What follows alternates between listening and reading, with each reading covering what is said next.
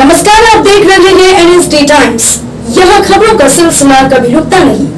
मैं अंजलि हाजिर हूँ आपके सामने इस खबर के साथ। बलिया से बेलथरा रोड क्षेत्रीय विधायक हंसुराम ने बेलथरा रोड के 10 सड़कों का लोकार्पण किया। स्थानीय जिला पंचायत डाक बंगला में आयोजित समारोह के तहत विभिन्न गांव में विकास योजना के तहत नवनिर्मित सड़कों का विधायक ने लोकार्पण किया और उन्होंने कहा कि क्षेत्र की 50 और सड़कों का जल्द ही निर्माण शुरू होगा, जिसकी टेंडर प्रक्रिया पूर्ण होने जा रही है। उन्होंने कहा कि विधानसभा क्षेत्र के नगरा में अलग से क्षेत्र का तीसरा CHC संचालित होगा, जिसके लिए भूमि चयन की प्रक्रिया शुरू हो गई है। आइए देखते हैं बलिया से हमारे संवाददाता डी प्रसाद की ये रिपोर्ट। जी सर, आज का कार्यक्रम में 10 सड़कों का क्या मास्टर प्लान है आपको क्षेत्र को लेकर, जो आपने बताया कि आप सॉरी उठवा देंगे सब समर्पण किया है एक जगह पर, ठीक ना। ये पत्थर वहाँ पुनः लग जाएंगे। इसके साथ ही अभी राष्ट्र सड़क योजना के कुल 50 करीब सड़कें हैं, छोटी और बड़ी, वो यहाँ पर टेंडर की प्रक्रिया में है। टेंडर खुलने के बाद, स्वीकृत हो जाने के बाद वो भी रोड अगर बनेंगे तो बेलथरा रोड के काफ़ी कायाकल्प हो जाएगा। साथ ही यहाँ पर स्वच्छ पेयजल के लिए हर घर नल योजना के अंतर्गत मनियर योजना के अंतर्गत 3rd फेज में इस विधानसभा को लिया गया है।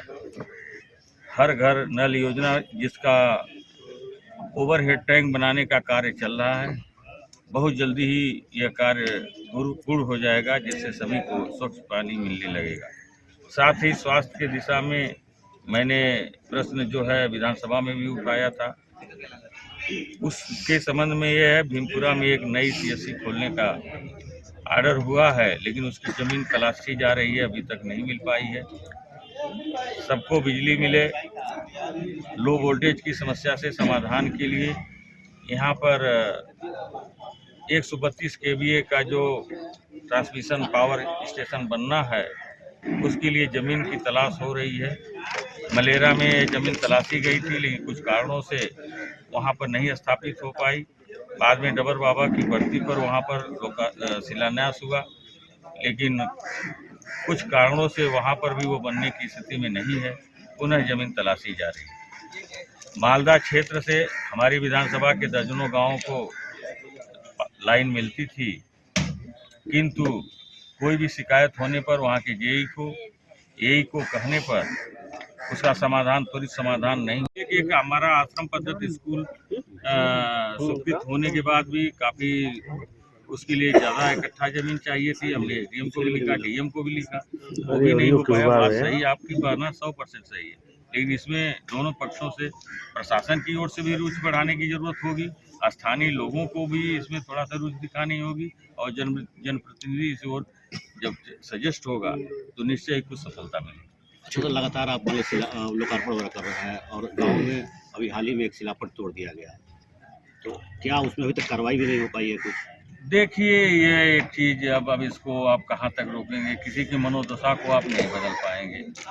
अगर वो हमारे शिलान्यास के कार्यक्रम को बुरा मानता है, क्षेत्र का विकास नहीं चाहता है, गांव का विकास नहीं चाहता है, तो वो उसका मानसिक दिवालियापन है। उसके बारे में बहुत कुछ कहना ठीक नहीं। कौन है ऐसे लोग, जैसे अभी आपने संबोधन में बना कहा, कुछ लोग हैं जो रोकना चाहते हैं मुझे? देखिए, वो सिरफरे लोग होते हैं, इनकी कोई संख्या, इनकी कोई जाति और इनकी कोई पार्टी नहीं होती। वो मात्र अशांति पैदा करना ही उनका उद्देश्य है कि कैसे ये कर रहे हैं, ये करूं तो मैं ये उससे उनके पास छिप जाएगा तो मजा लूँगा। मजा लेने वाले लोग होते हैं, ऐसा कृत्य करते हैं। तो मैं किसी पार्टी को, किसी दूसरे को अभी दोषारोपण नहीं करूँगा, जब तक कि ऑथेंटिक मेरे पास जानकारी नहीं है। एक 3311 का अलग स्टेशन लगाने की स्वीकृति प्राप्त कर ली, अब उसके लिए भी जमीन की तलाश शुरू हो गई। यहाँ पर अब घर बढ़े हैं, लोगों की क्षमता बढ़ी है, लोगों ने कनेक्शन लिया है, जिससे जितने ट्रांसफार्मर जो हैं वे अधिक लोड के कारण जलते जा रहे हैं। ये समस्या बहुत गंभीर होती गई है। इसके लिए मैंने एक्सियन 1st और 3rd से मांग किया था कि यहाँ पर कुछ नए ट्रांसफार्मर लेकर इन ट्रांसफार्मरों को बदला जाए। उस क्रम में यहाँ पर 35, ऐसे ही नगरा में भी संख्या स्वीकृत हुई है, जल्द ही उसको बदलने की कार्रवाई पूरी करी जाएगी। ये देखा जा रहा है तमाम योजनाएं आपके प्रयास से या पहले भी सरकार में योजनाएं आती हैं, लेकिन जमीन के अभाव में लोग जाती है। अभी आपके प्रयास से भी मान ली बिजली के लिए खोया जा रहा है, पिछले 2 साल से खोया जा रहा नहीं मिला। अब आपने एक और प्रयास करके CHC की नई उपलब्धि बढ़ाने जा रहे हैं, लेकिन जमीन की उपलब्धता नहीं हो पा रही है। इसको कैसे निपटेंगे? प्रशासन सहयोग नहीं कर रहा है, क्या मामला है? देखिए, इसमें DM साहब से मैं बात करूंगा, लेकिन इसमें स्थानीय लोगों से भी जो संभ्रांत लोग हैं, जिनके पास लैंडलॉर्ड हैं और हैं जो जमीन स्वेच्छा से दे सकते हैं, कुछ तो जैसे पावर कारपोरेशन वाले खरीदना चाहते हैं, पैसे देकर लेना चाहते हैं, लेकिन जमीन नहीं मिल रही है। यह तो एक दिक्कत है। यहाँ पर हमको बंजर जमीन चाहिए, परती जमीन चाहिए। वहाँ पर जो भी होगा, प्रशासन से जो भी सहयोग की जरूरत होगी उसको कोशिश करके लेकर यह कार्य को कराया जाएगा। मैं इस दिशा में एक बार जब जिलाधिकारी महोदय से मेरी वार्ता हो तब उस पर हम कोई टिप्पणी कर पाएंगे। तो कितना उम्मीद है आपको कि इसलिए इसे एक स्थान को चूज करते हुए हर जगह पत्थर लगा दिए जाएंगे। इसमें कुछ परिस्थिति जन्य विलंब हुआ, उसमें जाने की अब जरूरत नहीं है। देर आए दुरुस्त आए, काम सही सलामत हुआ, काम सभी आपके समक्ष है। मित्रों, आप जानते हैं कि हमारा देश महलों में निवास नहीं करता है। हमारे देश में देश की 80% आबादी जो है वो गांव में रहती है। 20 या 30% आबादी जो है शहरों में रहती है। ऐसा नहीं है कि जो आबादी शहरों में रहती है उसका संबंध गांव से नहीं। क्योंकि आप जानते हैं कि बुनियादी सुविधाओं के अभाव के कारण गांव से लोग पलायन करके शहरों की ओर भागते हैं। उसमें 2 प्रकार की संख्या होती है। एक तो अपनी सुख सुविधा के लिए तथा बीमार आदि होने की दशा में त्वरित रूप से इलाज और अन्य सुविधाओं को दृष्टिगत रखते हुए वे शहरों में मकान बनाकर रहना शुरू कर देते हैं। दूसरी वो संख्या होती है जो रोजी रोटी की लालच में दूसरे प्रदेशों को बड़े जिलों में जाते हैं और वहां पर रोजी कमाकर अपना और अपने परिवार की परवरिश करते हैं।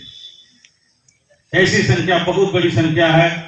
हमारे देश में कुल 88% ऐसी आबादी है जो असंगठित क्षेत्र में काम करती है, जो प्रतिदिन काम करके अपना पेट भरती।